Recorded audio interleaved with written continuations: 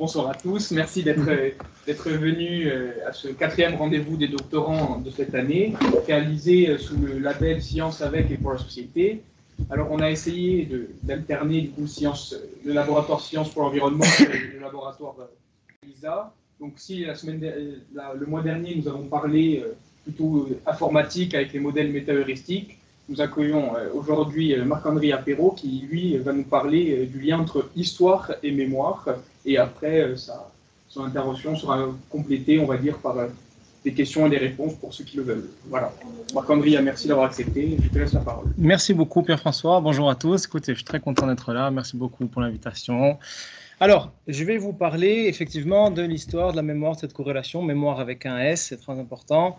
Des révolutions de Corse, je vais même partir un petit peu en amont avec le début du XVIIIe, jusqu'à la monarchie de Juillet, et peut-être qu'on évoquera un petit peu le XIXe siècle aussi. Alors, dans un premier temps, je vais présenter une courte histoire de la mémoire, parce que cette notion de mémoire est devenue, comme je dirais, polymorphe, polysémique, est devenue complexe, finalement très mal utilisée. Étudier la mémoire, finalement, ça ne veut rien dire. Voilà, je vais vous expliquer pourquoi. Quelle mémoire, de quelle mémoire on parle? Est-ce que c'est le lieu de mémoire? Est-ce que c'est l'objet, le monument? Est-ce que l'on parle de mémoire familiale, d'une mémoire individuelle, d'une mémoire collective? Donc je tâcherai, dans ma première partie, de vous expliquer tout ça. Dans un second temps, je vais évoquer une partie très importante de ma thèse, qui est la partie historique, la recherche. Donc je rappelle le titre de ma thèse, Histoire et mémoire avec un S, d'accord? Mais que n'a-t-on pas dit sur Paul et que n'a-t-on pas dit sur Napoléon? Et finalement, comment est-ce qu'un doctorant aujourd'hui, en 2023, peut apporter quelque chose de nouveau, de frais sur ces grands personnages traités, retraités? Pas retraités, hein, vous avez compris. Donc, je vous parlerai de la stratégie que j'ai employée pour apporter voilà, une connaissance nouvelle et quel biais j'ai employé pour ce travail. Enfin, en troisième lieu, alors je n'ai pas ma robe d'avocat, mais je plaiderai en faveur de la mémoire, c'est-à-dire en faveur de la valeur scientifique de la mémoire, un domaine que je juge tout à fait recevable scientifiquement, professionnel, capable d'apporter des données nouvelles. Je précise bien sûr que ce travail, ce n'est pas moi qui l'ai inventé. Déjà dans les années 70, un historien excellent, Philippe Joutard, publiait, je crois que c'était sa thèse en fin de compte, La légende des Camisards sur la guerre des Cévennes. Il a montré que la mémoire permettait d'accéder à une connaissance inaccessible à l'historien. Donc voilà aussi mon travail. Je vais collecter la mémoire, essayer d'avoir de nouvelles données pour compléter cette histoire. Alors, je me permets déjà de dire que j'ai pas choisi une thématique unique et principale qui débute et qui finit, mais donc ces 3 points qui sont de loin en corrélation, mais pas tout à fait liés, ce ne sera pas une continuité parfaite. Enfin, voilà, si le temps le permet, j'évoquerai pour conclure quelques pistes de valorisation, de rayonnement de cette mémoire. Alors, je débute ma grande partie, la première, avec cette question d'histoire et de mémoire avec un S, la question des régimes d'historicité, le rapport de la mémoire et du temps. Tout commence, du moins dans l'époque contemporaine, hein, dans les grands chercheurs des sciences humaines et sociales, en 1878 avec notre ami Friedrich Nietzsche qui plantait le décor en disant « Il est absolument impossible de vivre sans oublier ». Alors, non pas que j'étudie Nietzsche, parce que ce n'est pas le cas, mais c'est important de citer, parfois d'avoir recours à ces travaux pour se rendre compte que dès la fin du XIXe siècle, eh bien, on étudie la mémoire et son corollaire, l'oubli, ou l'inverse. Donc, je débute mon histoire de la mémoire réellement avec les travaux du philosophe Henri Bergson, qui publie en 1896 Matière et mémoire, et à travers ce travail, il ouvre en fait la voie à divers auteurs, notamment Proust, la recherche du temps perdu. On connaît l'expression la Madeleine de Proust. En fait, ce que nous dit simplement Bergson, c'est que le souvenir est ancré en chacun de nous et que c'est en s'isolant des autres que l'on peut avoir accès à ce souvenir et donc se rappeler. Il nous donne l'exemple de cette fameuse Madeleine, quand il croque, que le goût le ramène en fait à son enfance. Il se souvient grâce à ça. Donc à travers ces travaux de Bergson, mais aussi donc beaucoup d'auteurs les ont critiqués, ont travaillé. Donc j'ai dit Proust, il y a bien sûr Péguy qui écrit Clio, que j'ai travaillé beaucoup sur Péguy avec notamment les commentaires de François Bédarida, et même Freud finalement qui va d'un point de vue clinique travailler à partir des travaux de Henri Bergson. C'est aussi bien sûr, c'est là le point le plus important, à partir des travaux de Bergson et en partie pour les contester que va naître la pensée du père de la sociologie de la mémoire, qui est Maurice Halbwachs, qui publie en 1925 les cadres sociaux de la mémoire. C'est une œuvre incontournable quand on étudie la mémoire. J'en parlerai un petit peu plus après parce que c'est quand même assez important. Et à titre posthume, en 1950, ce Maurice Holbach, le père de la sociologie de la mémoire, ce sociologue français, publie en 1950 La mémoire collective. Il l'écrit aux alentours des années 40. Voilà. Alors, malgré quelques publications et échanges avec l'historien Marc Bloch, qui est l'auteur des Annales avec Lucien Febvre, dans cette période de 1940 environ, la fin de la Seconde Guerre mondiale, malgré ces échanges, cette critique de Marc Bloch à l'égard de certaines idées d'Holbach, ce sont des vrais échanges épistolaires, ils s'écrivent, eh bien, cette notion de mémoire dans les sciences humaines et sociales, elle a sombré dans l'oubli, simplement, et elle ne fut redécouverte qu'aux environs des années 1970 par les travaux, donc, je disais, de Philippe Joutard, notamment avec la légende des Camisards, et bien sûr avec notre ami Pierre Nora, qui travaille sur les lieux de mémoire, mais là, il écrit d'abord cette idée de mémoire collective dans une œuvre dirigée par Jacques Le Goff. Et là, on se rend compte, en voyant Lionel, j'y pense, de la portée finalement des travaux de Pierre Nora, puisque même des gens aujourd'hui qui sont en gestion ont dans leur bibliographie les travaux de Pierre Nora, cette patrimonialisation, tout cet objet de mémoire qui fait le tour. Alors toutefois, il ne faut pas mésestimer, à mon sens, on n'en parle pas souvent, mais des travaux d'anthropologues, notamment ceux de Roger Bastide, qui publie dans les années 60 des articles d'abord, et dont un qui s'appelle Les religions africaines au Brésil vers une sociologie des interpénétrations collectives, et plus tard la sociologie du bricolage, l'œuvre principale de Bastide, œuvre dans lesquelles en fait la théorie d'Holbach est largement reprise et remise au goût du jour. Alors, donc voilà, n'oublions pas les travaux de Bastide pour remettre cette notion au cœur des débats finalement. Aujourd'hui, je dirais, à partir de la dernière partie du XXe siècle, divers événements mondiaux vont aboutir à l'émergence du renouveau de cette notion de mémoire. Je pense notamment, alors je ne donne pas les éléments chronologiques dans une chronologie parfaite, mais notamment 1961, je crois, le procès Ekman, donc ce leader nazi exilé en Argentine, le Mossad va le capturer, on le ramène en Israël, on le filme et on fait le fameux procès, il est filmé, ce qui fait que les témoins victimes de la Shoah se libèrent, les voix se dénouent et on commence à parler. Donc on a besoin de témoins, besoin de témoignages, donc besoin de mémoire.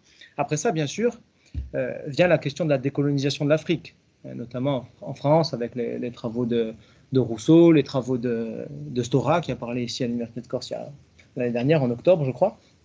Et bien sûr, à partir des années 90, la question de la décolonisation de l'Afrique et la reconnaissance, il me semble que c'est en 2005, avec la loi Taubira, de l'esclavage comme crime contre l'humanité. D'un point de vue historien, je vois qu'il y a des historiens dans la salle, cette réappropriation de la mémoire est aussi due à la création de l'Institut d'histoire du temps présent en 1978, dont le premier président était François Bédarida, que j'ai cité enfin. Cet institut nous a permis en France, enfin, de porter un regard et d'étudier réellement le régime de Vichy. Donc nous avions là encore besoin de témoins de la Seconde Guerre mondiale, du drame de la Seconde Guerre mondiale, donc besoin de mémoire. Dès lors, nous comprenons que cette mémoire qui appartenait uniquement à la psychanalyse tout au long du XXe siècle, jusqu'aux années 60, aux travaux de Bastide, eh bien, elle envahit, pour ainsi dire, le domaine des sciences humaines et sociales, de notre approche. Et ça devient, la mémoire, un enjeu sociétal majeur. À tel point qu'au tournant des années 2000, on parlait de frénésie mémorielle. La mémoire est partout, la mémoire vecteur d'identité, c'est devenu un mot valise. Il est désormais impératif pour tout groupe vivant de pérenniser sa mémoire, de l'entretenir, voire parfois de la recouvrer. Et en fonction du parti politique aussi, l'usage politique que l'on fait de la mémoire devient un enjeu extrêmement important. Nous-mêmes, en Corse, nous avons ce qui s'appelle une concurrence mémorielle, donc c'est-à-dire une concurrence d'interprétation historique de ce que l'on fait du souvenir de Paoli, par exemple. Alors, Paoli est héros de l'indépendance ou président du Conseil général. C'est un débat largement débattu, je ne vais pas apporter aujourd'hui quelque chose sur ça, mais ce qui m'intéresse, c'est le fond, la question. Qui préside à ce choix? Qui décide de ce que l'on commémore, de ce que l'on cache dans une commémoration, dans un monument? Quel message fait-on passer? Autant de questions donc importantes que je traite dans ma thèse. Donc je reviens pour l'heure à mon étude de la mémoire. Au-delà donc de cette psychanalyse, que je n'étudie malheureusement pas, il y a 3 grands paradigmes de la mémoire très importants à définir avant de parler de mémoire. C'est ce qui nous manque aujourd'hui. On doit définir ces paradigmes pour savoir de quelle mémoire, quel type de mémoire il s'agit.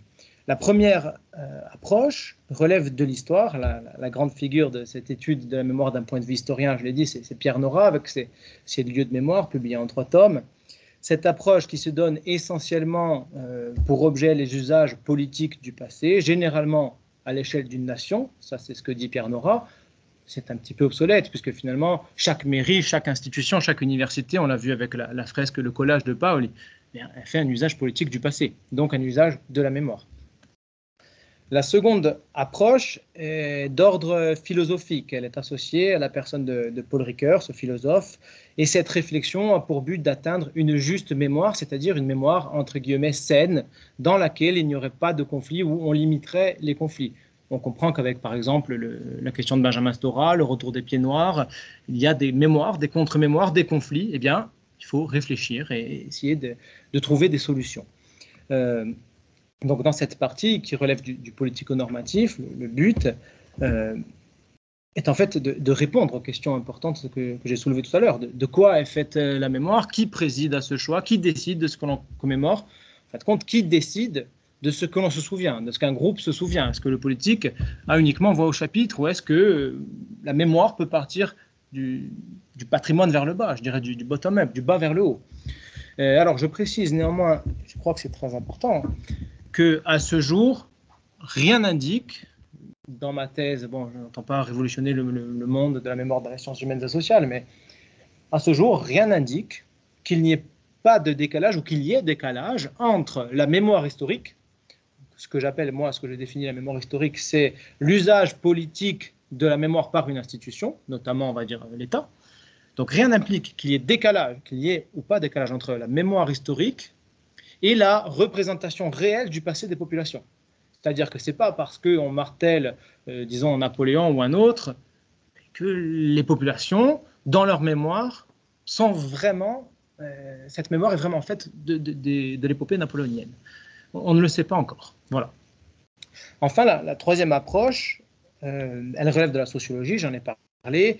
La figure principale en est, à mon sens, mais on en est certain, en fait, Maurice Halbwachs, et son travail sur les cadres sociaux de la mémoire. C'est-à-dire, Halbwachs, dès 1925, il nous explique, il étudie les conditions sociales et politiques de l'évocation, de la formulation de souvenirs. Ce que nous dit Halbwachs, il contredit complètement Bergson en disant, alors, pour se souvenir, non pas, au contraire, il ne faut pas s'isoler, mais on se souvient par rapport aux autres. C'est à travers les cadres sociaux de la mémoire, les cadres partagés, collectifs de la mémoire, que l'on se souvient. Donc cela rejoint tout à fait un concept qui m'intéresse beaucoup dans ma thèse, le concept développé par François Hartog, celui de régime d'historicité. Ce concept nous dit concrètement que l'on ne se souvient pas comme on se souvenait avant. C'est-à-dire que notre matrice de perception varie en fonction du temps, des civilisations et de notre vécu. C'est-à-dire qu'aujourd'hui, on ne regarde pas Paul et Napoléon comme on les regardait dans les années 1969, par exemple, le jour de le bicentenaire de la naissance de Napoléon. Et aussi géographiquement, si on parle de Napoléon au Mexique ou au Chili où les grognards sont allés, c'est pas pareil. Donc en fonction de tout ça, ça change. Concrètement, ce que nous dit Hartog, c'est qu'à l'époque moderne, on regardait vers le passé. On cherchait des références antiques, on s'inspirait. On se rappelle de Napoléon lorsqu'il se rend aux Anglais, il dit « Je viens comme Thémistocle me rendre aux Anglais ». Aujourd'hui, Emmanuel Macron, je pense qu'il ne sait même pas qui c'est Thémistocle. Donc il y a quand même une grosse différence. On regardait sans cesse vers le passé. Ce régime d'historicité s'appelait Historia Magistra Vitae, qui voulait dire l'histoire maîtresse de vie. Donc c'est un enseignement très important. C'est une expression empruntée à Cicéron que François Hartog lui-même simplifie en disant, on va appeler ça le régime héroïque. À partir de la Révolution française, notre regard ne se tourne plus uniquement vers le passé, on ne s'inspire pas que du passé, mais on va s'inspirer du futur. En fait, avec les hymnes au progrès, la révolution industrielle, surtout au XIXe siècle, le libéralisme, le marxisme, eh bien, on regarde vers le progrès, vers le futur. François Hartog, lui, nous dit qu'à partir, grosso modo, de 1989, la commémoration du bicentenaire de la Révolution française, ce regard futuriste, joyeux s'essouffle. Alors, c'est lui qui invente le concept, donc on garde cette date de 1989. Mais moi, j'ajouterais que ça vient aussi un petit peu en amont avec finalement tout ce que j'ai décrit, le procès Ekman, la guerre du Kippour, la chute du Shah d'Iran. Toutes ces choses font que, si on regarde notre passé proche, ce n'est pas très glorieux dans le sens où il y a la Shoah, les guerres mondiales, toutes ces choses, la décolonisation, l'esclavage. Si on regarde vers notre futur, d'autant plus aujourd'hui avec la condition climatique, le futur est incertain. Il y a une guerre aux portes de l'Europe, il y a une crise climatique, il y a une crise migratoire, une crise des déchets, ce qui fait que nous sommes tombés, ça c'est François Hartog bien sûr qui le dit, dans un présentisme. Moi j'ajouterais même dans un présentisme absolu égoïste. C'est-à-dire que l'on ne se positionne plus ni sur le passé, ni sur le futur, pour avoir un présentisme absolu et radical. L'exemple le plus frappant, selon moi, c'est la commémoration éclairée que nous a rendue un petit peu le président de la République au sujet de l'année Napoléon 2021. C'était dans tous les débats. Fallait-il commémorer Napoléon? Moi-même, j'avais écrit un petit papier.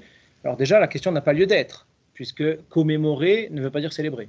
Donc on commémore, ça veut dire qu'on se souvient ensemble. Il faut se souvenir, oui, parce que c'est important. Voilà. On commémore évidemment Auschwitz sans réjouir. C'est très important. Alors, qu'est-ce qu'a fait Emmanuel Macron? C'est très caractéristique du présentisme. Il a développé une commémoration éclairée en disant Napoléon, c'était pas bien, mais c'était aussi bien. Vous pouvez commémorer Napoléon, vous pouvez ne pas le commémorer. Donc, il n'a pas pris de décision. Il a en fait pris une décision présentiste qui est caractéristique de notre temps, à savoir l'enjeu présent actuel. Là, pour lui, en l'occurrence, c'était une démarche démagogique en vue d'être réélu. C'est un choix, mais ce n'est pas que le président de la République. Tout le monde agit dans ce présentisme aujourd'hui. Et donc, il n'y a plus de positionnement, d'inspiration du passé ou de positionnement positif qui nous inspirerait vers le futur. Donc voilà comment, dans ma première partie, je pars de cette histoire de la mémoire, de la fin du 19e, on peut dire de la Troisième République, jusqu'à en arriver aujourd'hui aux commémorations les plus récentes. Alors, j'en arrive à la seconde partie, qui est une approche peut-être un petit peu plus amusante, un peu plus intéressante pour ceux qui s'intéresseraient à l'histoire, disons. J'évoque donc ma partie historique à présent. J'étudie nos grands personnages. J'ai choisi pour cette conférence de parler de Paul et de Napoléon, puisque c'est peut-être plus parlant pour tout le monde. Donc je les étudie, ces personnages, de 4 manières. La première, forcément, c'est une approche historique traditionnelle, c'est-à-dire qu'on va faire une recherche archivistique, excusez-moi, avec une revue de littérature, j'émets des hypothèses, je conclus, je suppose, je recherche traditionnellement en histoire. Vient ensuite l'approche micro-historique, c'est-à-dire que l'approche micro-historique, c'est que l'on étudie un individu personnellement et qu'à travers cet individu, on va comprendre la société qui l'entoure. Ce n'est plus l'étude des masses, mais c'est vraiment la concentration sur un personnage. L'un des fondateurs que j'ai particulièrement étudié de cette micro-histoire, c'est Carlo Ginzburg, qui est un historien italien, qui publie, il me semble, dans les années 60, 65 ou 70. Donc ça rentre aussi dans cette ethnique revival, dans ce reacquist que l'on a nous aussi dans tous ces mouvements mondiaux, en fait. Hein. La crise du temps, développée par François Hartog. Il écrit du fromage et des vers, la vie d'un meunier frioulant au XVIe siècle. Et là, en fait, bien, avec les travaux de Carlo Ginzburg, on se rend compte qu'un meunier frioulant au XVIe siècle n'est pas tout à fait un crétin. Il lit, il va rechercher des livres, et il est très cultivé. Lorsque l'Inquisition le somme de répondre aux questions, on a retrouvé les procès-verbaux avec une culture incroyable. Et on comprend à travers l'étude de ce Ménocchio qui s'appelle toute une société, tout un pan de la société. Donc cette approche micro-historique a été très importante pour moi et je l'ai utilisée notamment pour apporter quelque chose sur Napoléon. Alors, pourquoi? Lorsque l'on fait une thèse, souvent, on pense que voilà, on va sortir le grand scoop, Napoléon n'est pas mort, il est toujours là. Non, il s'agit d'apporter une petite connaissance, un petit plus, sur un domaine spécifique. Donc, en l'occurrence, moi, mon approche micro-historique, elle a été d'étudier en profondeur un personnage, qui est le préfet honoré Jourdan du Var. Cette recherche, parce que ça n'avait pas été fait, et aussi, on va dire, par sérendipité, puisque j'avais trouvé des documents, comme ça, en cherchant dans les archives de Corse. Cette recherche m'a amené dans le Var à faire aussi ma recherche historique aux archives municipales de Fréjus, aux archives départementales du Var, au musée Arbaud, Aix-en-Provence, bien sûr, avec mon collègue et ami Eric Mitchell et la bibliothèque de Bastia. Voilà, on a essayé, à travers ce personnage, de comprendre la réception de Napoléon déjà sur la monarchie de Juillet, et puis ensuite, comment, à travers l'inauguration de monuments, par exemple, notamment l'histoire du monolithe d'Al-Gayol, comment est-ce que l'on entretient et l'on perçoit et reçoit un personnage tout au long du 19e siècle. Donc on étudie la route, si vous voulez, du souvenir napoléonien, mais aussi du souvenir du bonapartisme, qui se réveille avec Napoléon III et ainsi de suite. Et donc le même travail est à faire à partir de 1905, 1910, lorsque le bonapartisme s'allie finalement avec les républicains. Voilà, j'aime bien divaguer, je sais trop où je suis. Donc ensuite, la troisième approche qui est importante pour moi, c'est bien sûr l'approche mémorielle. C'est-à-dire que j'étudie nos personnages, leur entourage, leur société, leur compagnie, en fin de compte, les gens qui ont habité dans le même territoire qu'eux, à travers la mémoire collective ou la mémoire familiale. Donc je collecte la mémoire de manière, selon l'enquête sociologique, quantitative, peut-être pour avoir des stats, des données. Les Corses se souviennent de ça, les Corses croient que ça, les Corses aiment ça. Voilà. Ou alors de manière anthropologique, vraiment en face à face. Et puis, dans la dernière partie de cette petite conférence, je vous donnerai un exemple de ce travail. Donc, je l'ai dit en introduction, oui, je suis convaincu que la mémoire peut apporter de nouvelles données. Et j'insiste sur ce point parce que je sais que notre ami Pierre-François va faire une thèse bientôt. C'est une source qui n'est pas négligeable. Il y a beaucoup de choses encore à faire en Corse grâce à la mémoire. Enfin, la quatrième approche, qui est la mienne dans ce travail de doctorat, eh c'est d'étudier nos personnages par leurs contemporains. Voilà, pour apporter un regard un petit peu différent, essayer de sortir du j'aime pas trop ce mot, mais du corsocentrisme, on va dire, d'accord, pour essayer d'avoir un nouveau regard sur les personnages que l'on étudie. Donc c'est à travers cette approche que sur laquelle je vais m'attarder un petit peu. Je précise avant cela que je ne construis pas cette recherche en séparant les 4 points. C'est-à-dire que je ne fais pas ma recherche historique, ensuite mon enquête, ensuite ma micro-enquête, ensuite j'étudie un contemporain. C'est un tout. On va chercher en archives, ça me donne une piste. Parallèlement, on mène l'enquête qui me donne une donnée mémorielle à vérifier, bien sûr, que l'on retrouve, et on construit un petit peu de connaissances à travers tout ça jusqu'à trouver quelque chose de cohérent. Alors, dans cette multiple approche, pour Paoli, j'ai décidé de partir sur une étude de Paoli par la politique internationale au XVIIIe siècle, qui commence même finalement au XVIIe, et notamment, j'ai commencé par un regard sur le Royaume-Uni. Et dans cet exemple, aujourd'hui, j'ai décidé de parler un petit peu des Jacobites. Alors, qui sont les Jacobites? Un petit contexte historique. En 1603, la mort d'Élisabeth Ier d'Angleterre, c'est une Tudor, c'est la dernière des Tudors, de cette dynastie. Elle meurt célibataire et sans enfant. Donc, que fait-on ensuite? On va simplement faire appel au roi d'Écosse, puisqu'on n'a personne pour gouverner. Donc, on va chercher un Stuart, qui est roi d'Écosse, c'est Jacques Stuart, et il devient le fameux Jacques Ier. À la mort de Jacques Stuart, c'est son fils, Charles Ier, qui accède au trône, et déjà impopulaire par la politique du père.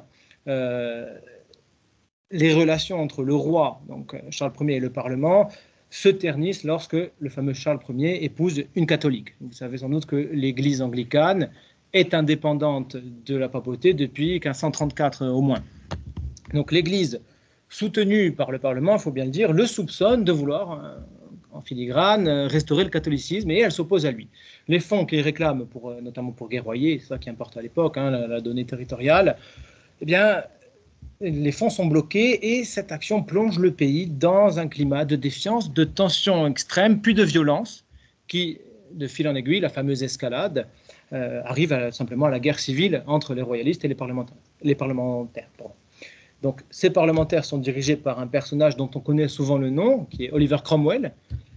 Oliver Cromwell va monter une armée pour se battre contre les royalistes. Cromwell remporte 2 victoires successives, et à l'issue de la seconde, en 1649, eh bien, on condamne et puis on décapite simplement le roi. Alors, petit aparté pour dire que c'est à cette période que Cromwell va prendre l'Irlande, conquérir l'Irlande, et que c'est là que vont naître une partie des conflits qu'on a jusqu'au Sunday, Bloody Sunday récent, ce conflit de religion. Donc, comme quoi l'histoire nous aide à comprendre beaucoup de choses. Donc, à la mort de Cromwell, il était prévu que son fils régnât sur le trône d'Angleterre. Seulement, les tensions s'étant estompées, on fit appel à Charles II, donc le fils de Charles Ier, pour gouverner. Alors, là, c'est intéressant dans l'histoire de l'Angleterre et du Royaume-Uni parce qu'il ne devient pas roi de ce royaume, mais il devient simultanément 3 fois roi d'Irlande, d'Écosse et d'Angleterre. Et ce fameux Charles II, finalement, meurt tout aussi impopulaire que son père, que ses prédécesseurs, et il cède le trône à son frère Jacques II. Alors ça a l'air très compliqué, mais finalement on a Jacques Ier, Charles Ier, Charles II, Jacques II. Pas si compliqué. Alors j'en viens au lien avec la Corse, ne vous inquiétez pas. Jacques II, en quelque sorte, il ravive les tensions entre les catholiques et le rapport des rois Stuart et l'Église et bien sûr les parlementaires, notamment parce qu'ils ne respectent pas le Test Act, c'est-à-dire une loi qui impose la religion anglicane dans l'armée britannique, mais aussi dans la haute administration. Le conflit empire à tel point qu'un un cousin du roi, le duc de Monmouth, fervent protestant, apprécié du peuple, amorce une rébellion dans le but d'affronter le roi et de prendre sa place. C'est son cousin. Le duc n'a malheureusement pas, pour lui du moins, je n'ai pas de jugement à leur apporter, mais il n'a pas les moyens financiers et militaires de réellement s'affronter, de réellement remporter une bataille contre le roi. Il est kidnappé et décapité, et en plus de cela, il est décapité d'une manière horrible, puisqu'il faut s'y reprendre vraiment à 5 fois. Ça a énormément marqué justement cette mémoire populaire qui était très appréciée du peuple. Il fallait s'y reprendre à 5 fois pour décrocher la tête, finalement. Mais il y a un point beaucoup plus important, et ce point paroxytique, il est atteint en 1688, lorsque naquit Jacques-Édouard, le fils catholique du roi Jacques II. Et donc cette naissance laisse en fait entrevoir la possibilité qu'un catholique monte sur le trône d'Angleterre. Et donc face à ce constat, exactement pareil que pour son grand-père, son grand-oncle, eh bien, le Parlement s'oppose, l'Église anglicane refuse radicalement et elle fait appel à Guillaume III d'Orange, ça l'arrangeait aussi, Guillaume III d'Orange s'est aussi proposé à l'unisson, c'est l'époux de cette Marie Stuart qui est la fille de Jacques II, c'est-à-dire que Guillaume III d'Orange déclare la guerre à son beau-père Jacques II. Les affrontements tournent rapidement, je schématise un petit peu, je caricature, à l'avantage de Guillaume III d'Orange. Ce dernier remporte une bataille décisive, il prête serment, le symbole de l'Américain qui prête serment, ça vient de là. Il jure de respecter la Bill of Rights, c'est un document dans lequel concrètement le pouvoir royal perd quelques prérogatives au détriment du Parlement. C'est la Glorious Revolution en fait en Angleterre. Et donc, à partir de ce moment, de cette victoire, il est couronné de roi d'Angleterre et la fille de Jacques Stuart, cette femme de Guillaume III d'Orange, est reine d'Angleterre. Dès lors, on distingue 2 factions des Stuarts, puisque Marie est une Stuart aussi. Les partisans du roi Guillaume d'Orange et les partisans de Jacques, que l'on appelle les Jacobites, les fameux Jacobites. Dans le jargon, les Anglais les appellent les Stuart over the water, donc les Stuarts au-delà des mers, et donc ces derniers sont exilés en France. Ils sont exilés en France au moins jusqu'à 1717, date à laquelle ils transfèrent leur cour dans le Grand-Duché de Toscane, on comprendra après pourquoi, et bien sûr à Rome, avec le pape catholique. Alors, pourquoi est-ce que l'on parle de tout ça pour évoquer la Corse, Paoli? Est-ce que je suis parti trop loin? Eh bien, en fait, c'est beaucoup plus logique que ça. Les ennemis de mes ennemis étant mes amis, Louis XIV soutient les Jacobites. Le roi très catholique, il soutient les Jacobites, forcément. Alors, il organise un débarquement en Irlande et les aide financièrement, pas militairement, mais logistiquement, à mener une guerre pour recouvrer le trône d'Angleterre.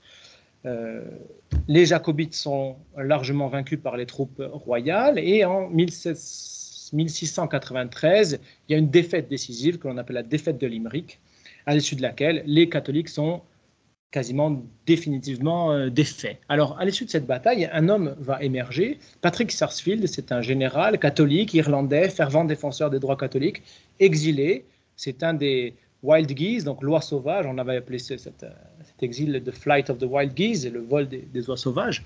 Il va négocier avec Guillaume III en disant « Bon, vous avez gagné, nous sommes moins forts, nous avons perdu.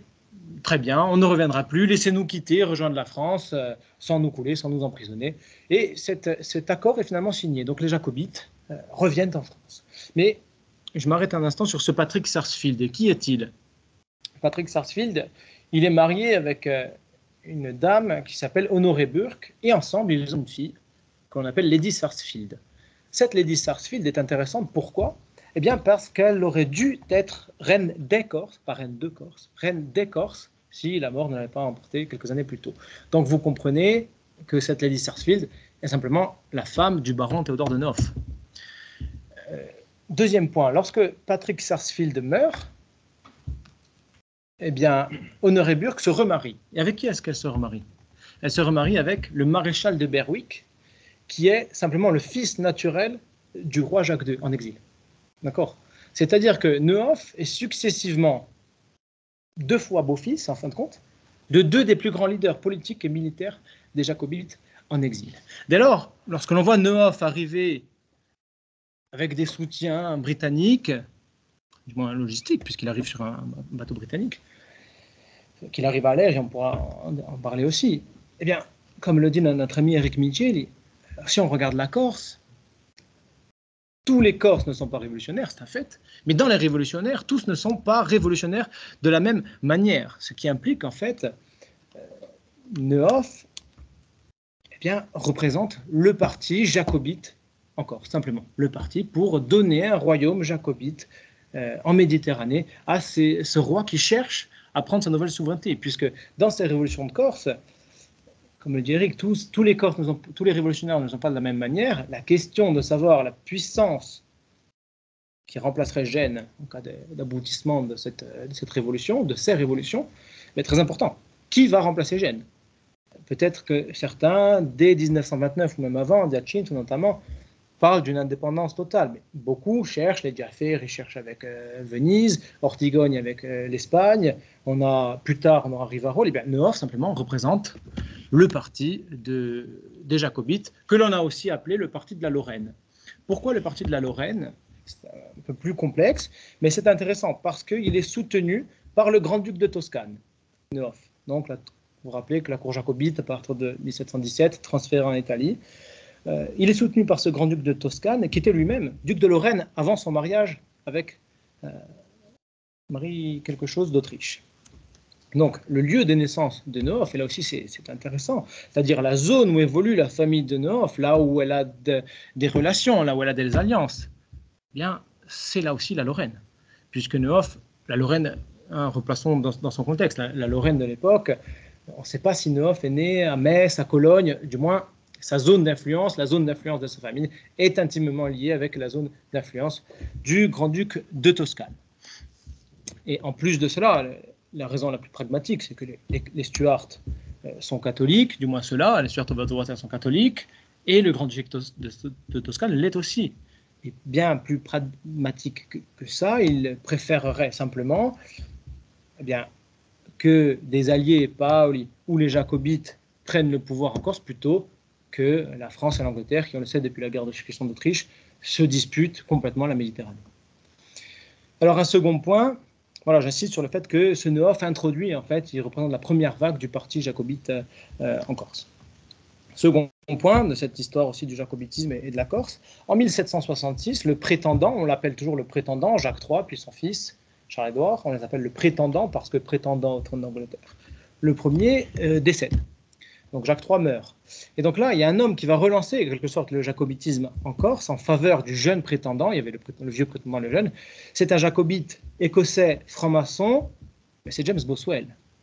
Je sais que ça ne plaît pas à tout le monde, cette idée, mais lorsque l'on regarde James Boswell, dont on a dit qu'il était venu aussi faire un grand tour, comme c'était effectivement le cas, ce James Boswell, lorsque l'on fait une petite étude généalogique de sa famille, on se rend compte qu'il est simplement farouchement allié par des mariages, des alliances territoriales avec les Stuarts depuis au moins le XIIe siècle.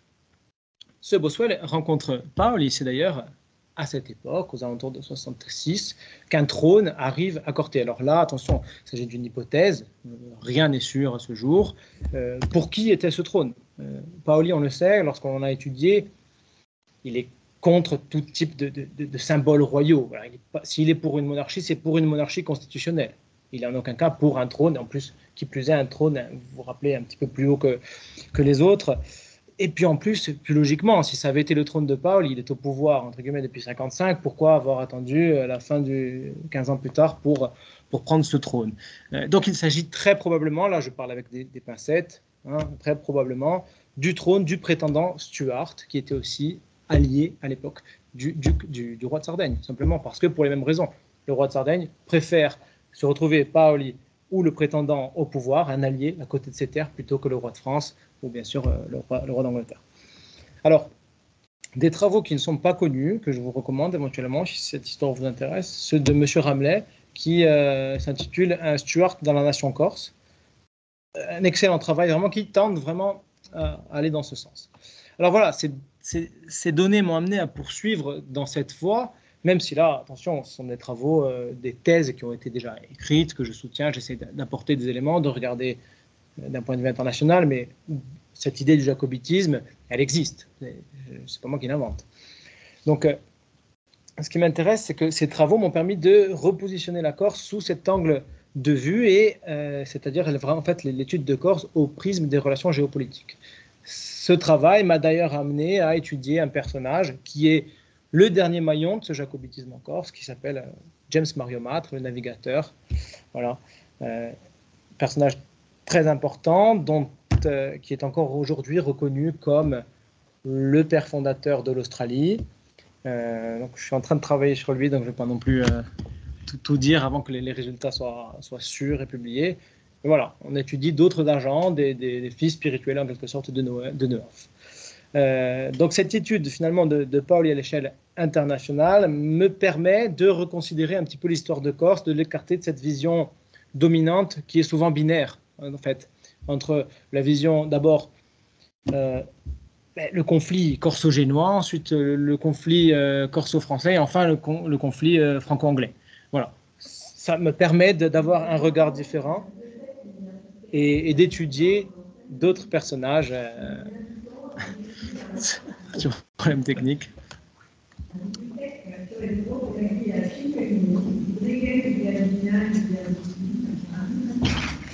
Ouais. Donc, je vais donc voilà pour ma partie historique, ces données qui me permettent d'avoir un regard un petit peu différent et aussi de découvrir surtout des personnages qui vont vraiment faire avancer la recherche. Comme je l'ai dit, j'ai fait tout un chapitre sur ce navigateur loyaliste a priori corse, James Mario Matre. On pourra en parler après éventuellement. Alors j'en viens à cette valeur scientifique de la mémoire, donc ma dernière partie. J'ai décidé de vous parler d'une enquête que j'ai menée dans un village en Corse, qui est mon village, qui est le village d'Alata. Une enquête au cours de laquelle j'ai constaté un clivage énorme, et on peut le dire insurmontable en fait, entre l'histoire officielle au sujet d'un assassinat, celui du trésorier payeur, qu'on appelle le TPG, en 1838, et la mémoire populaire. Donc d'abord, on va faire un point sur ce contexte de la Corse sous cette monarchie de Juillet. Elle est marquée par des divisions sans précédent. Pourquoi? Eh bien, parce que aux inimitiés, aux clans traditionnels que connaît la Corse, que l'on connaît, eh bien, s'ajoutent en fin de compte 50 ans d'histoire de France. C'est-à-dire qu'en plus de nos inimitiés, des traditions, des conflits de famille, du clanisme, eh bien, on ajoute des conflits républicains bonapartistes, monarchistes et républicains, ensuite même légitimistes, orléanistes, ceux qui soutiennent Louis-Philippe, ceux qui soutiennent les Bourbons. Avec, bien sûr, là je vais citer le professeur Verger Franceschi, je crois que c'est dans son Histoire de Corse, dit avec bien sûr un coefficient multiplicateur dû aux passions insulaires. C'est-à-dire que ça aboutit à une hausse vertigineuse de la criminalité dans cette période. Alors, sous cette monarchie de Juillet, deux familles, deux grands clans sont opposés, il y en a d'autres. D'un côté, les frères Sébastiani, dont l'aîné, sous la monarchie de Juillet, est ministre du roi Louis-Philippe, d'abord aux Affaires étrangères, ensuite en tant que ministre de la Marine. Et de l'autre côté, le clan des Pozzo-di-Bor, qui sont des légitimistes, dirigés par la figure principale, Charles-André Pozzo-di-Borgo, cette famille du château de la Punta, vous savez, et dont l'influence est extrêmement importante. Là, je vais citer Napoléon à Sainte-Hélène qui dit « C'est lui qui a convaincu le tsar de marcher sur Paris et par cette action, il décida du sort de l'Europe. » Donc, c'est dire à quel point ces deux familles, tantôt ministres, ambassadeurs, plénipotentiaires parfois, eh bien, sont influents sur cette Corse, parce qu'ils sont à Paris, mais leur terrain de jeu politique, c'est la Corse. Alors, étant moi-même à La Taye, voilà pour le contexte, hein, j'ai grandi en fin de compte avec cette mémoire villageoise qui, sans que l'on sache réellement pourquoi, opposait les habitants du village, que l'on appellera les Alatais pour cette enquête, à la famille des Pozzo di Borgo. On ne savait pas pourquoi, mais c'est vrai qu'on avait de la réticence à l'égard des Pozzo di Borgo. Donc moi, en débutant ma thèse sur la mémoire, j'ai décidé de chercher un petit peu. Et j'ai cru qu'il s'agissait finalement au début d'une question de classe. Les Pozzo étaient ambassadeurs, trésoriers-payeurs, amis des grandes familles françaises. Dans le château de la Prune, c'est une démonstration de puissance avec toutes les familles partenaires.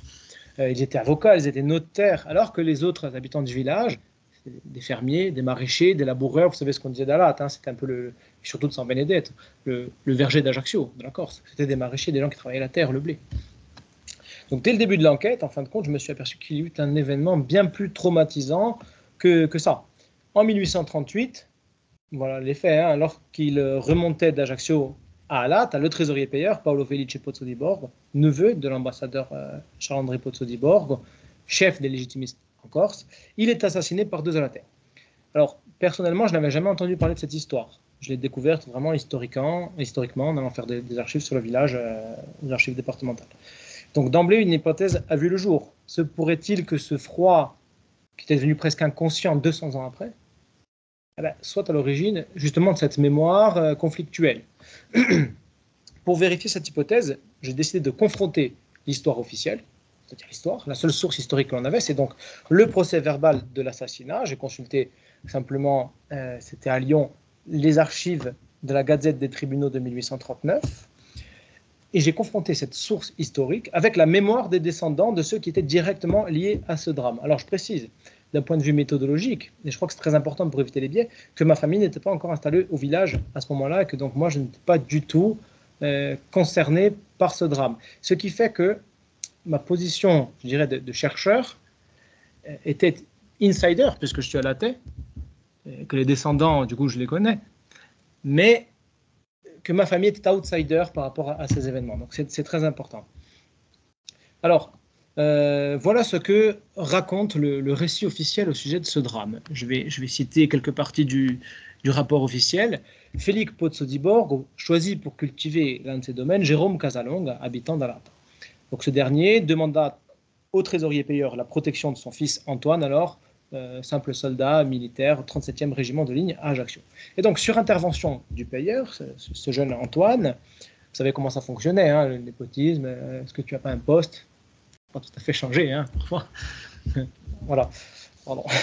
Donc, sur intervention du payeur, le jeune Casalonga, il passe caporal avec une paye de sergent. Donc, souhaitant un avancement un peu plus rapide, le jeune Antoine, il écrit au trésorier payeur en le menaçant. Si tu ne m'offres pas une promotion, gare à toi.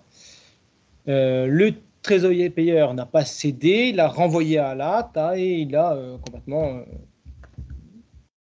empêché de percevoir son salaire. Et donc là, le document officiel nous dit Antoine avait une aversion pour le travail et ne trouvant pas d'emploi, il repoussait la faute sur le payeur. Antoine et son père, donc là je vais citer vraiment mot pour mot, étaient des gens ombrageux et intraitables, des âmes perverses capables de faire pleurer les enfants au berceau. Donc ils ont commencé à s'écrier dans tout le village que le payeur méritait la mort. Le mécontentement des 2 hommes ne cessait de croître. Le document nous dit que pourtant le payeur continuait d'être bienveillant, de donner des emplois, d'appuyer, d'accéder à toutes leurs requêtes. Et Antoine, je cite encore, avait un cœur envieux et déjà gros de vengeance. C'était un homme perfide, comme ses frères, comme ses cousins. Depuis longtemps déjà, ils avaient décidé de tuer le payeur. Il n'y avait que la mort qui pût satisfaire l'amour-propre humilié de ces hommes implacables. Voilà ce que nous dit le rapport officiel sur ces assassins. Voilà ce qu'il nous dit maintenant sur le trésorier payeur. Donc là, c'est de manière dispersée dans le document, un document qui fait une quinzaine de pages. Le payeur était bienveillant, il était aimé de tous, il avait un courage à toute épreuve, il soutenait financièrement les villageois. Historiquement, on sait que l'ambassadeur Pozzo di Borgo payait les dots, pour les mariages notamment, aux Alatais. C'est vrai, il donnait beaucoup d'argent. Seulement, cet argent passait par le neveu. Bon. Ça, c'est ce que nous dit l'histoire. Voilà donc le tableau de ce que rapporte la seule source officielle. Voilà donc le tableau de ce que rapporte l'histoire à ce sujet. Des truands incapables et jaloux ont assassiné le trésorier payeur de la Corse, au demeurant altruiste et bienveillant à l'égard de sa communauté. Donc, comme je le disais, je me suis rendu chez les descendants de ceux qui avaient été touchés par ce drame. J'ai enregistré donc, au total sur 1 an et demi plus de 40 heures d'entretien répartis en 13 informateurs. D'un point de vue méthodologique, j'ai choisi 13 informateurs tout simplement parce qu'il n'y a pas d'autres informateurs qui sont encore en vie. Donc je dois dire que ça c'est important aussi. Les premiers rendez-vous ont été infructueux parce que les informateurs, les descendants prétendaient ne rien savoir. Puis au second rendez-vous, petit à petit, bon, je connais ton père, j'étais à l'école avec ton grand-père. Le fait d'être quelque part le petit du village qui venait, donc cette position d'insider était très importante puisque les langues, en fait, se sont dénouées. Et les récits que m'ont fait ces informateurs de ces événements étaient incroyablement détaillés et concordants. Mais concordants, non pas avec l'histoire officielle, mais concordants d'une famille à l'autre, d'un informateur à l'autre, alors que ces événements n'étaient jamais sortis du cadre restreint de la famille proche. Dans ce récit mémoriel, le souvenir du payeur est, on peut le dire, à l'opposé de la description faite dans le document officiel. Donc là, j'ai quelques mots qui ressortent à travers une analyse textuelle que j'ai faite de mes entretiens. Despote, tyran, arnaqueur, usurier, enjôleur sont les mots les plus fréquemment employés pour qualifier le payeur, ou pagador. Donc, selon cette mémoire villageoise, le payeur prêtait de l'argent aux villageois et en contrepartie, il utilisait les terrains à des fins agricoles. À la date butoir, si on n'avait pas rendu l'argent, il gardait le terrain. Donc voici, c'est le plus important, quelques extraits de ces témoignages. Donc, je vais vraiment lire mot pour mot quelques extraits. Alors, on reprochait au pagador, il appelle encore le pagador, de faire l'acquisition de terrain de manière malhonnête. Il prêtait de l'argent, il prenait une hypothèque. Si tu ne m'as pas rendu l'argent à telle date, je garde le terrain. Un jour, 2 paysans se sont fait rouler et ils ne pouvaient pas prouver qu'ils étaient vraiment venus rendre l'argent. Le pagador était puissant, il avait un notaire, un oncle ambassadeur, les pauvres ne pouvaient rien face aux riches. Que pouvaient faire des gens illettrés face à des gens qui maîtrisent et parfois même écrivent les lois? Ce sont des informateurs qui m'ont donné des témoignages qui n'ont jamais reparlé de cette histoire en dehors du cadre restreint de la famille. C'est pour ça que c'est important. Informateur suivant. Un jour, que je trouve fabuleux, un jour, mes cousins germains sont descendus à Matone. Rendez-vous compte, mes cousins germains, on parle d'un crime qui a eu lieu il y a 200 ans, à quel point la mémoire est présente. Il ne dit pas les arrière-petits-enfants de l'arrière... Non, mes cousins germains sont descendus à Matone pour lui rendre la somme empruntée. Ils s'étaient démenés pour réunir cet argent, et c'était le dernier jour avant que le contrat n'expire. Mais le pagador n'étant pas chez lui, on leur avait demandé de revenir le jour suivant. Le lendemain, lorsqu'ils se sont présentés, chez le pagador avec la somme requise, celui-ci avait rétorqué « la date limite est passée » et il avait gardé le terrain. Un autre informateur, celui-ci par mail, c'est important de le mentionner, il m'écrit en 2 phrases. Le pagador était usurier, on mettait alors en gage un terrain agricole, ne pouvant rembourser, on perdait une partie de sa terre.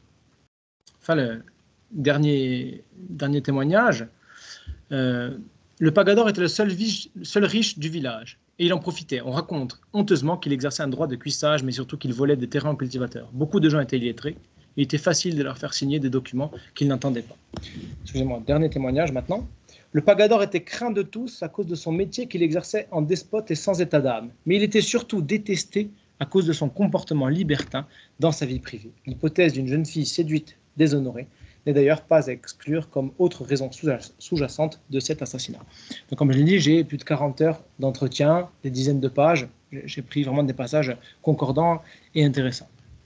Donc après avoir confronté l'histoire officielle à la mémoire, j'ai simplement confronté la mémoire à d'autres sources historiques, puisque cette mémoire m'a suggéré d'autres orientations, et je suis allé chercher d'autres choses pour valider ou invalider par des nouveaux documents, par de nouvelles preuves, les historiques, ces récits mémoriels. Alors je suis allé notamment consulter le cadastre, simplement. Le cadastre, puis les archives, et je me suis aperçu qu'effectivement, entre 1823, date de construction du château de Matone, du Pagador, et 1838, la mort du trésorier payeur, le payeur avait acquis des parcelles de terrain éloignées les unes des autres. D'ailleurs, aujourd'hui encore, on a des terrains qui n'ont pas de logique pastorale. Donc ces parcelles de terrain appartenaient effectivement avant ces dates aux ancêtres des informateurs. Donc le document historique confirme que la mémoire villageoise était juste là où l'histoire officielle était erronée. On comprend bien qu'elle était erronée volontairement. Et réécrite, tout simplement. Et donc, cerise sur le gâteau, là je vais conclure avec ça, cette enquête mémorielle m'a permis de poursuivre les relations conflictuelles entre Alata et Pozzo-di-Borg, et c'est ainsi que j'ai découvert, en fin de compte, c'est un terme que j'ai un petit peu inventé, de sorte de chiame rispondi mémoriel. les Potsodziborg, à la mort du trésorier payeur, sont chassés du village d'Alat et sont sommés d'abandonner, sous peine de mort, hein, sous menace, ils doivent abandonner leur château de Matone et partir du village d'Alat. En 1854, la veuve du payeur fait reconstruire sur la colline d'en face, le village originel d'Alat, une colline, et un des descendants me dit, je cite, hein, c'était une manière de dire on est de retour. Alors après une tentative de réconciliation entre Alatais et Potsodziborg à la ferme, les Alatais n'en démordent pas, ils enchaînent les célébrations à l'égard de ceux qui avaient été tués, ceux qui avaient tué les payeurs, et bien sûr, ils ont maintenu l'interdiction d'entrer au village des Potsos. Mais quelle fut la réponse de tout ça, des Potsos? Simplement, 1890, l'inauguration du château de la Punta. Qu'est-ce que c'est le château de la Punta? Le château de la Punta, c'est un joyau d'ailleurs. La Commune de Paris, 1870, on incendie les Tuileries, on prend le palais de Napoléon Ier, le symbole de la puissance, on détruit ces pierres. Quelques années après, les Potsos rachètent, ils numérotent, ils envoient un train jusqu'à Marseille, ils envoient un bateau à vapeur jusqu'à Ajaccio, ils assemblent, ils les montent deux par deux à dos d'âne, en haut d'une colline en face, ils reconstruisent le château des rois et des empereurs. Où ça? En face d'Alat. Alors pendant des années, les historiens de l'art ont dit il y a un caractère vindicatif terrible à ce château. Donc forcément, le lien était là. C'est Napoléon. Sauf que à l'intérieur, il y a aussi une anomalie. Napoléon y est célébré. Et puis on sait que dans l'affaire du monolithe d'Al Gaïol, l'ambassadeur Potsodziborg lui-même a payé la souscription.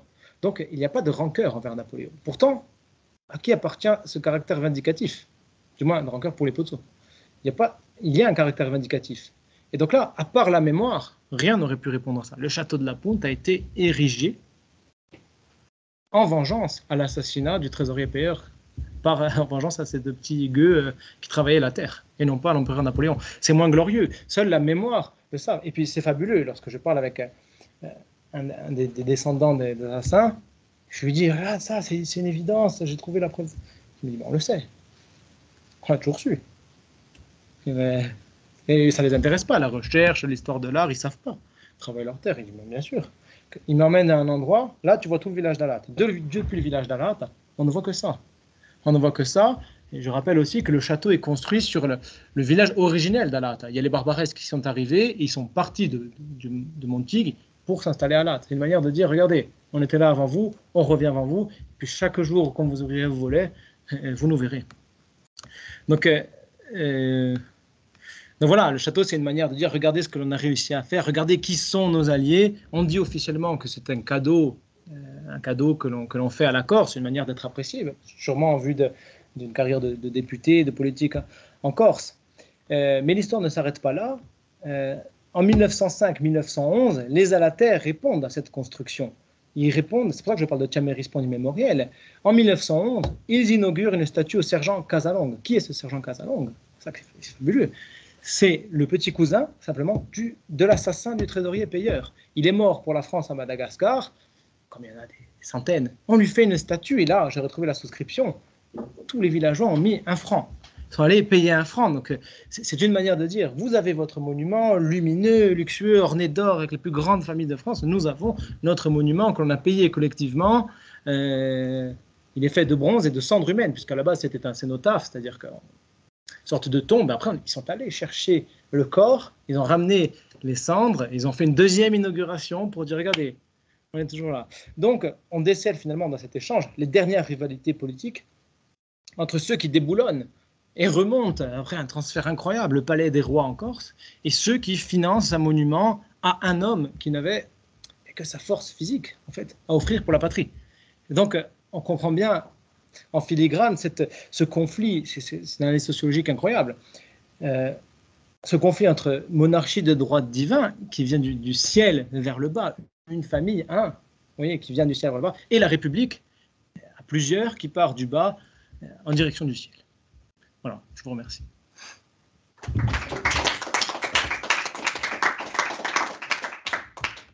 Merci, Marc.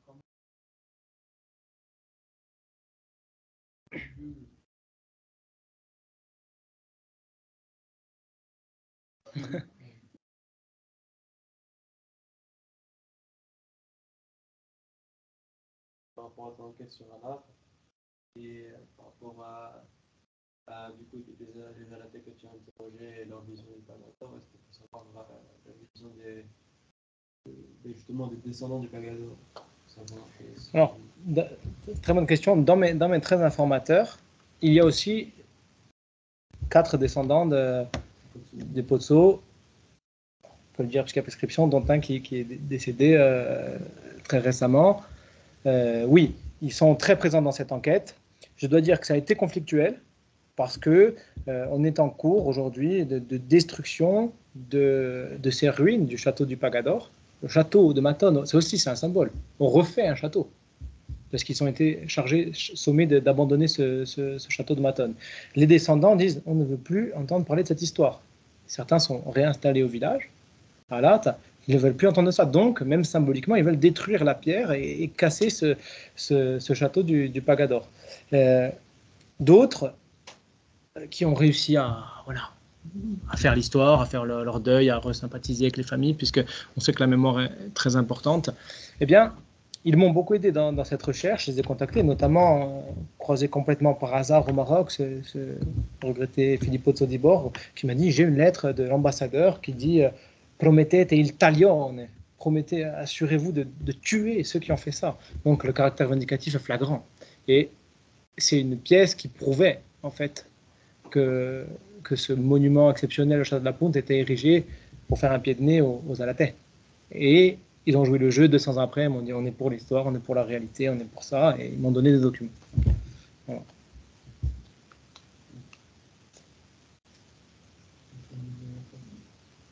Et ces documents, c'est les documents qui sont donnés, ouais.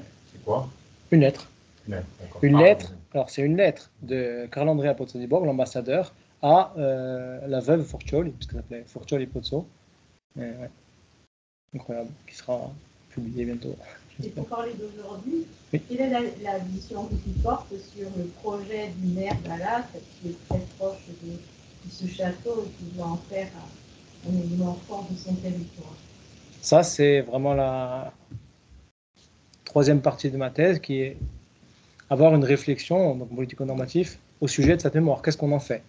Je suis tout à fait pour faire un projet, quelque chose, pour entretenir déjà la mémoire du château, parce qu'on ne sait pas beaucoup de choses, et pour faire un projet de valorisation réelle, quel qu'il soit, si c'est durable, intelligent, durable dans le sens de 3 piliers, peut-être économique aussi, mais environnemental, social, je suis tout à fait pour. Tout à fait pour. Les Alatais vont jouer le jeu parce que les Alatais sont représentés dans l'association dans laquelle je suis inscrit, celle des Amis du Château de la Ponte. Et ce qu'on ne veut pas, c'est que le château brûle comme en 78, qu'on n'y fasse rien, qu'on ne désherbe pas, et qu'il appartient, c'était à l'époque Conseil Général, il appartient à la collectivité, on n'en fait rien. Donc les Alatais, c'est bizarre, parce que pour les Alatais comme moi, c'est un bien génial du village. Pour les Alatais les plus anciens, c'est quelques descendants, c'est un problème. Et c'est toujours fait. Mais je pense qu'il faut, et ma thèse, elle en fait partie, sans le savoir, une vraie réconciliation qui n'a toujours pas eu lieu. On est en train de travailler à ça à travers l'inauguration d'un buste de Pozzo et de Casalonga qu'on va mettre à la mairie. Donc les familles sont d'accord, mais c'est incroyable de voir à quel point la mémoire, 200 ans après, 1838, elle est encore là à créer des problèmes pour ça. Du coup, l'histoire même du conflit pourrait être valorisée. L'histoire, exactement. L'histoire du conflit doit être valorisée. Et ce qui est magique, c'est que certains Alatais qui ont fait le pas, qui ont franchi le pas, sont avec moi pour défendre les pierres du château de Matone. Donc les Pozzo veulent détruire le château de Matone, mais les Alatais, donc le château du Pagador. Mais les Alatais veulent le garder. Parce que non, bon, c'est peut-être une manière aussi de se disputer encore avec eux. Mais ils disent non, vous détruisez le patrimoine. Il faut savoir. Donc, moi, mon rôle un petit peu dans tout ça, aussi le fait de dire université, ils ont ce regard un petit peu, voilà, d'accord, c'est l'université. J'arrive un peu en neutre, donc voilà, on essaye d'apporter des solutions à ce patrimoine. C'est vrai que c'est un enjeu très important. Voilà. Il y a un projet qui est en cours, qui va être proposé à la chaire UNESCO, là, sur le château. Voilà. C'était justement cette réflexion à avoir de ne pas dissocier forcément histoire et mémoire, mais au contraire de les unir, pour pas justement que la mémoire s'efface, mais aussi attacher les mémoires à l'histoire, on va dire, pour un peu les calmer, on va dire, parce qu'on sait qu'il y a des événements très récents avec une mémoire très forte, où là, par contre, l'histoire n'est pas encore assez loin, justement, pour rentrer. Et en fait, il faut une sorte de kairos, on va dire, de moment opportun, où il faut réussir à attraper la mémoire avant qu'elle disparaisse, mais quand même assez tard, on va dire, pour pas qu'elle soit... On peut penser à des sujets qui méritent, on va dire, des travaux de recherche, mais qui sont beaucoup trop récents. Exactement. Dans nos mémoires. La mémoire du préfet Rignac, on ne peut pas le travailler historiquement maintenant. Toutes les années de plomb qu'il y a eu autour de National Records. Et justement, en fait, c'est ce travail du chercheur, et c'est peut-être là l'intérêt de la recherche, c'est vraiment d'unir les deux, et de montrer que l'histoire n'a pas forcément toujours raison, comme ton cas ici le montre, mais à la fois la mémoire n'apporte pas que du bon non plus. Exactement, c'est exactement. C'est ce que tu dis, c'est cette question du compromis. Moi, j'appelle ça l'interpénétration sans cesse. C'est une construction ensemble, une approche complémentariste. Avec l'histoire et la mémoire, on doit apporter quelque chose. Si on garde que la mémoire, dans 400 ans, il ne se parle toujours pas. C'est la tradition. C'est la tradition. Et comme dit Jalbax, la tradition ne s'arrête, la mémoire s'arrête, l'histoire s'arrête au point où commence la tradition. Et donc, il faut bien qu'on arrive à co-construire pour proposer des solutions. C'est l'encre du début qui dit la tradition est un morceau du passé taillé à la taille du présent. Exactement, exactement. Une petite dernière, Bédarida, qui dit cette histoire, c'est des papillons morts que l'on met dans des placards. Donc, avant qu'ils soient morts et secs, ces pauvres papillons, il faut collecter cette mémoire, mais effectivement, s'il faut jauger, pas trop tôt, là, je pense vraiment qu'on est dans une bonne période. Ça fait 200 ans, les 3/4 des descendants sont prêts, ils ont accepté d'en parler. Il faut voir dans quel état ils étaient. On m'a emmené sur le terrain en me disant, là, c'est très bon. Donc, voilà. Et certains, et c'est fabuleux, certains ne les aimaient pas sans savoir pourquoi. Sans savoir pourquoi. Ils ont complètement oublié l'histoire. Après, moi, j'ai retracé la généalogie, je dis, je ne vais même pas leur donner. Parce que sinon, ça ne se sort plus. Mais c'est vrai que dans le cas d'une valorisation, ça rejoint ce que vous disiez tous les trois, il faut refaire cette histoire par la mémoire, avec l'apport historique, dire aussi que l'ambassadeur payait des dots, il donnait beaucoup d'argent aux Alatais. Donc, tout n'est pas mauvais. Voilà. Il faut réussir à atteindre la fameuse juste mémoire de Paul Ricoeur, un des 3 paradigmes que je décrivais en introduction. Deux questions. La première, j'ai l'impression d'entendre un écho de votre roi. Est-ce que je suis fou? Oui. Je suis rassuré. La seconde, je rebondis sur la synthèse à la thèse. Je dirais, on va pas réunion pour faire ça à la thèse.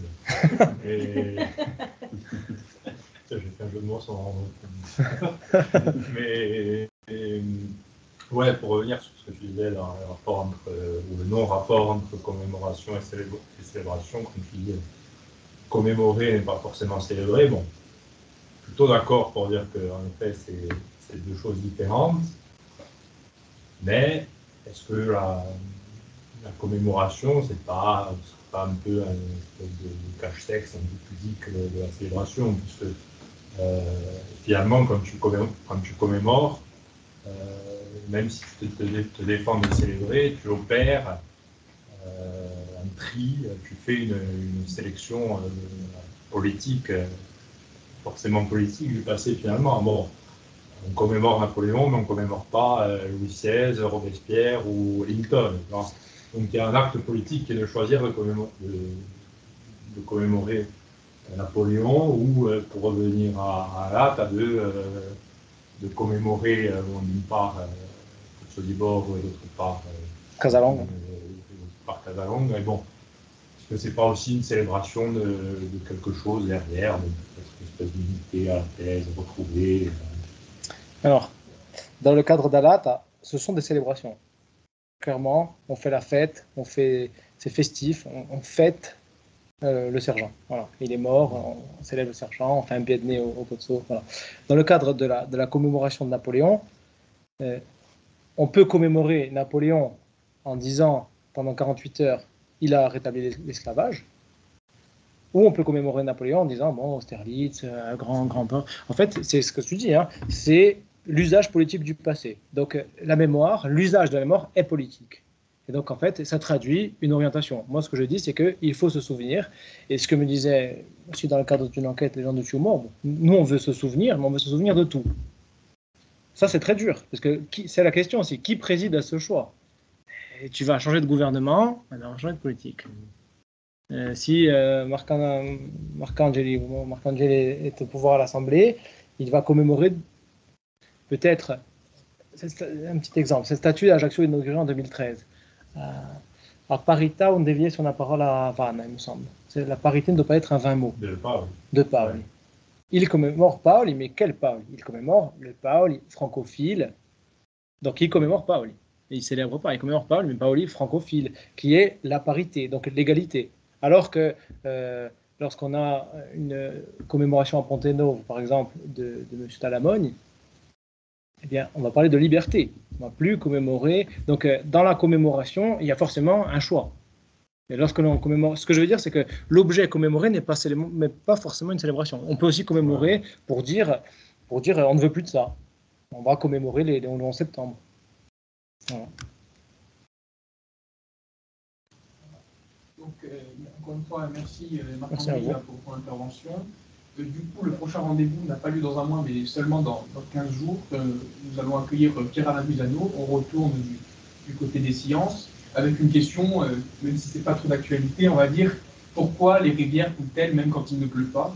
Donc, on se retrouve donc le 26 juin pour un nouveau rendez-vous. Excusez-moi, j'aurais une question, je suis en visio. Oui? Pardon, j'avais levé la main. Ah, pardon. Oui, j'aurais une question concernant votre méthodologie. Oui. Alors bon, moi je travaille pour la commune de Dzonz, qui abrite donc le musée de la résistance de l'Altaroc. Bon, la résistance en Corse, c'est un sujet bien sûr hautement sensible, qui a longtemps divisé et déchiré les familles. Cette année, nous célébrons donc les 80 ans de la libération de la Corse. 80 ans, comme vous le dites, c'est un temps qui est passé, où on peut espérer l'apaisement des mémoires. Et puis aussi, c'est le moment où il faut donner toute sa place à cette mémoire, puisque justement, les témoins directs, finalement, il y en a de moins en moins. Et pour reprendre ce que disait Aimé Césaire, un peuple sans mémoire, c'est un peuple sans avenir. Néanmoins, on l'a dit tout à l'heure, la mémoire, elle peut être dangereuse. La mémoire, ça peut être également une arme. Et bien sûr, l'émotion qui va avec, trompeuse. Alors nous avons lancé une campagne de collecte de témoignages pour enrichir notre musée. Et je voulais savoir comment justement se prémunir de ces méfaits, de ces travers que peut apporter la mémoire. Quels outils vous avez utilisés? Quels ont été vos garde-fous dans votre collecte de témoignages? Alors, très bonne question, mais dans mon travail, mon but était de comprendre un conflit. Donc forcément, je n'ai pas écarté les sujets dangereux, douloureux. Au contraire, j'ai essayé, par ma méthode anthropologique, d'essayer d'accéder à ces informations. Dans le cadre d'une valorisation, ça dépendra des objectifs que vous avez. Qu'est-ce que vous voulez savoir de cette... Est-ce que l'on veut réécrire une sorte d'histoire par le bas? Ça dépendra des résultats que vous voulez, de cette mémoire de guerre. Parce que vous savez, la dernière fois, on a fait venir Sylvain Grégor, qui a fait une conférence, et qui, face au public, donc a parlé de l'italophobie à cette époque. Et ça a beaucoup choqué l'Assemblée. Et là, on s'est vraiment heurté à ça, à cette mémoire qui a évolué avec le temps et qui ne veut plus accepter ça. Et le chercheur avait beau dire, si, je vous assure, il y avait à l'époque de l'italophobie, un racisme bête et méchant. Et ça choquait. On disait non, c'est pas possible. Vous voyez, là, la mémoire évolue. D'accord, mais là... Allô? Oui, oui, allô. Je vous entends. Oui, du coup, là j'ai dit que vous prêchez totalement inconvaincu. L'histoire nous dit que, voilà, il y avait une italophobie. La mémoire nous dit autre chose. Et donc ça, pour moi, c'est primordial. C'est primordial. C'est exactement ça que je dis que la mémoire fait avancer la recherche. Et peut-être que ces témoignages vont conduire à de nouvelles traces historiques, peut-être des lettres disant un Italien m'a porté, m'a amené de l'eau, m'a donné à manger, vont nous apporter à une nouvelle connaissance. Et je crois que c'est comme le disait Pierre Nora, c'est cette nouvelle histoire que l'on doit co-construire. C'est pour ça que je disais en introduction que l'on doit collecter encore beaucoup de mémoire en Corse, exactement pour répondre à des sujets comme cela, exactement comme ça. L'historien n'a pas accès à toutes les données que va avoir la mémoire autobiographique, simplement. Parce qu'un homme a vécu, vous pouvez lui dire, moi j'ai lu que ça, lui, ce qu'il a vécu, il l'a vécu. Voilà. Mais il a vécu avec son ressenti. Il a vécu avec son ressenti, mais ce que l'on recherche dans ce cas, c'est la représentation réelle du passé. C'est-à-dire, le passé n'existe pas. Ce qui importe, c'est la représentation du passé. Donc le retranscrire dans son contexte et le livrer tel quel en le présentant comme un témoignage, comme une mémoire, avec toute sa subjectivité. Exactement, on ne peut pas affirmer. On peut dire que la mémoire, en revanche, dit que voilà, ça. Et par contre, il y a un travail à faire supplémentaire, c'est d'essayer d'aller revérifier, de trouver d'autres éléments qui vont valider ou invalider cette mémoire. Il y aura le ressenti qui ne changera jamais, la représentation du passé ne changera jamais. En revanche, comme je l'ai fait pour Alat, elle peut nous apporter, dans la salade à la thèse, peut nous apporter des éléments qui vont valider ou invalider cette recherche. Alors, si éventuellement vous voulez m'envoyer un mail, qu'on en discute ou qu'on... Mais oui, bien volontiers, on avait commencé à échanger et puis voilà. Mais bien volontiers, oui, tout à fait. Eh bien, avec plaisir, avec grand plaisir. Merci en tout cas, c'était passionnant. Merci à vous. Merci pour cette question. Ça me permet de remercier à nouveau Marc-André et de vous redonner à nouveau rendez-vous le 26 juin avec Pierre Alizano, du coup, qui va nous parler des fleuves en Corse qui coulent toujours malgré le manque de pluie. Voilà, merci beaucoup, bonne soirée. Merci à vous.